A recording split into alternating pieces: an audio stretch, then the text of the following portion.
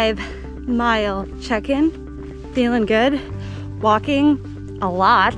16-minute per mile pace average. So, woo.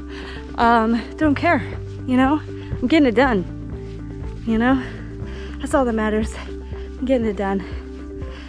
And my lungs aren't on fire. So this is a very manageable pace for me, and if I feel good, I will run the second half.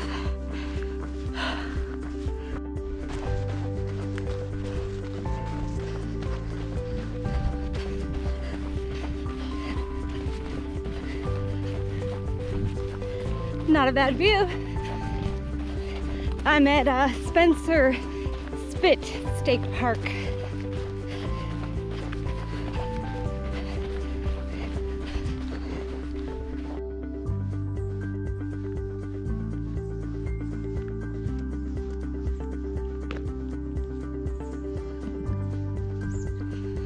Ten-mile check-in, still feeling good, going slow, 2.5 hours in. So obviously, you know, I'm moving a lot slower because of the air quality. I'm not really able to run as hard, and I certainly think if I can later, I should save it for the back half, but feeling good.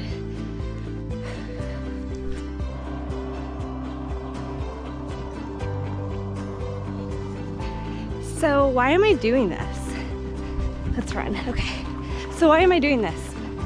Like, I feel like I should have come up with some amazing, thoughtful answer for you so I could tell you why I'm doing this. I don't know. You know, it's just,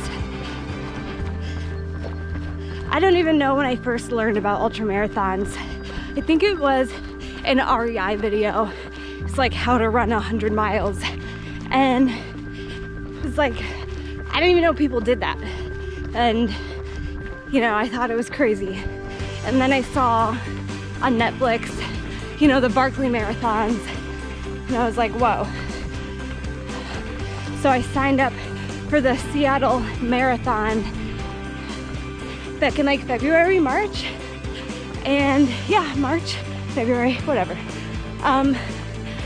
And then I signed up for the Baker Lake 50K right after that. So it hasn't been very long. You know, I've got maybe like 1.5 years of running under my belt. But here's the deal about me, okay? So I have chronic pain. I hurt every second of every day for my entire life. I have headaches that are always there. I wake up with it. It's there all day. I go to sleep with it. Been to lots of doctors, tried lots of things. Nothing works. So for me, ultra running is kind of a way to say, fuck you, pain. I relish you, you know, like you don't own me. I own you. Like, look at what I can do. It kind of restructured in my brain how I feel about pain, my pain. You know, you make friends with pain and you'll never be alone, right? So hey, can't say that I'm lonely because my pain rides on my back every day, all day. So that's why I do this, because it's about empowering myself to be bigger than the pain. It restructures how my brain feels about it, you know? So that's what this is about for me. And just, I don't know, I'm not like a halfway kind of person. I'm like all or nothing. I either don't run at all or I run crazy long distances. So that's kind of where I'm at. And yeah, feeling good.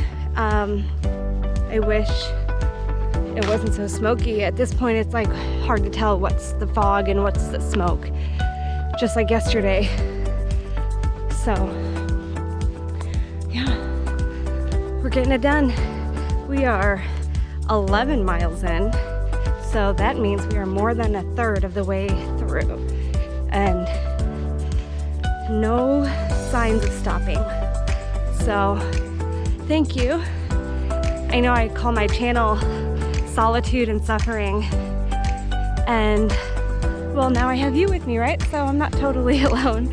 And when I say suffering, I'm not saying it's all bad.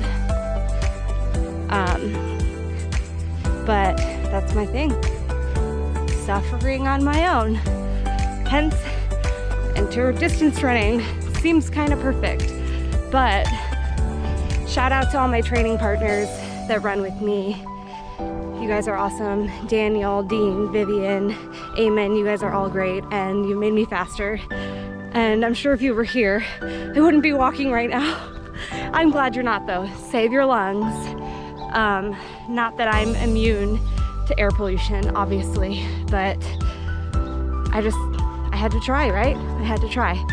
So thanks for coming along the ride. Check in 5-10 miles. When I start crying, we'll see how it goes. Woo! Okay, so I just stopped at my aid station.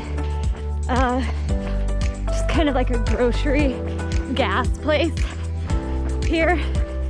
And just about 18 miles in, so over the halfway point. I got a sandwich. I drank a Coke and a banana, so I'm feeling good. Got kind of cold just sitting, so it's like I gotta move, man. And back at it again, man. Let's finish this thing. Well, it's 12:30 and it still looks like this out here. Pretty crazy. That is not normal for this time of year, not this late in the day.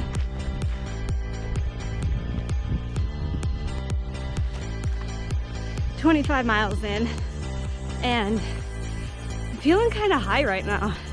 And it's like one of those things, it's like, is that because I've just been running for so long, like almost 6 hours?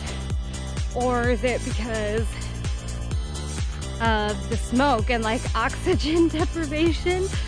So it's just like one of those things like, whoa, I feel kind of loopy. Like, why though? So, yeah. Slowest marathon ever, but we're in the home stretch for sure now. Under 2 hours. Yeah, probably about an hour, 45 minutes till I finish. So 8 hours is solid. I'm totally fine with that, to be honest. 8-hour finish time, perfect. I'm not even mad, considering the conditions in terms of smoke. So it's still really shitty out. Let's see. And it's kind of disorienting, to be honest. Whew. 1 more mile. Home stretch for real this time. 1 mile and I'm running, so that's pretty cool. Almost there.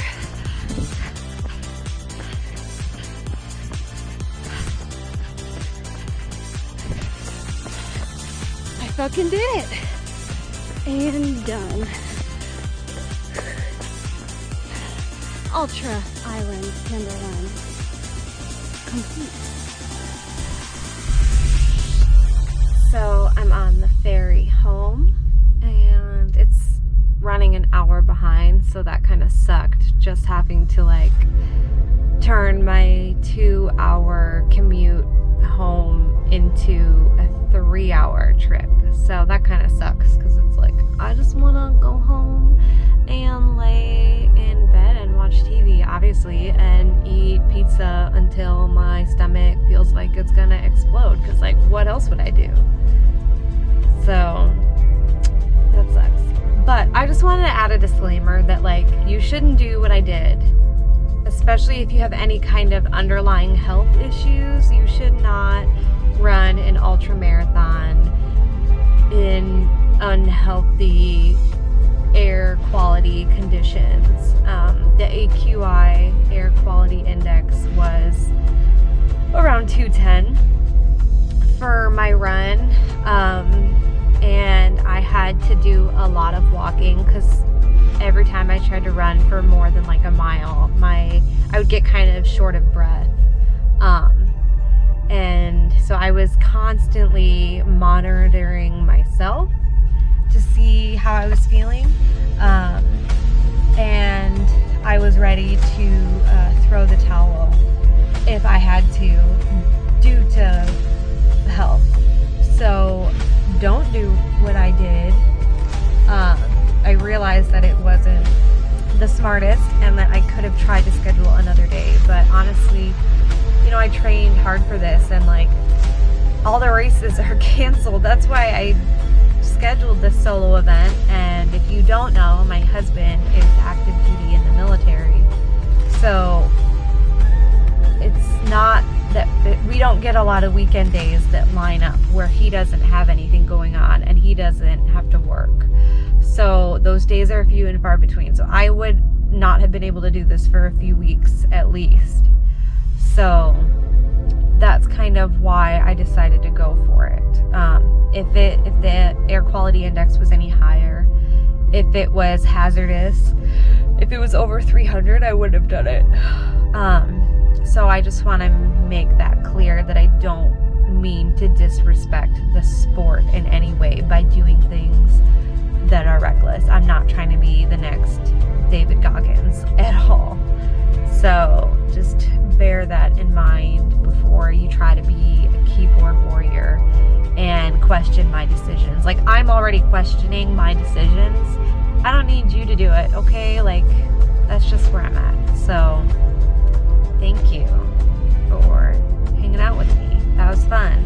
And I'm going to do it again. Well, not Lopez, but next I'm coming for Camino, and the finish line is going to be my house. So that makes it a lot easier, and I'm looking forward to that.